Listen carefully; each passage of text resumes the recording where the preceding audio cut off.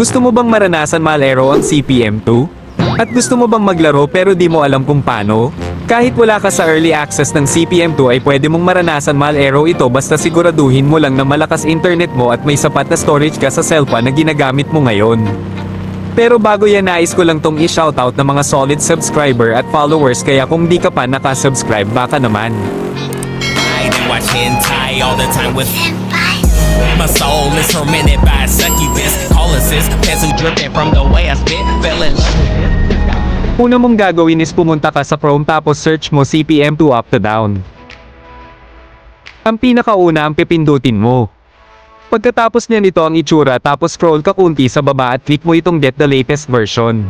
Sunod yan may ad sa lalabas pero i-close mo lang tapos scroll ka sa pinakababa at i-download mo yung up to down na app. Click mo lang yung kulay green at pagkatapos mo nang ma-download ang up to down open mo ito. Pag na-open mo na dito mo sa taas search ang CPM2.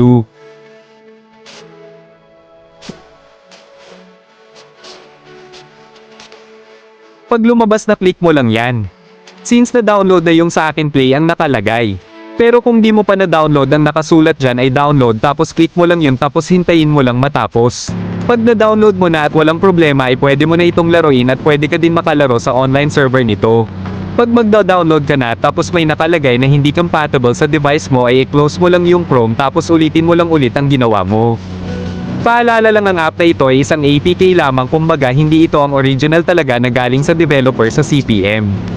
Kaya kung may bagong update man ng CPM2 ay hindi mo ito maa-update basta-basta kasi nga APK lang ito.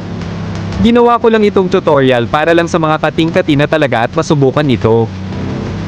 Kaya yun lang salamat sa panonood at hanggang sa muling pagkikita paalam.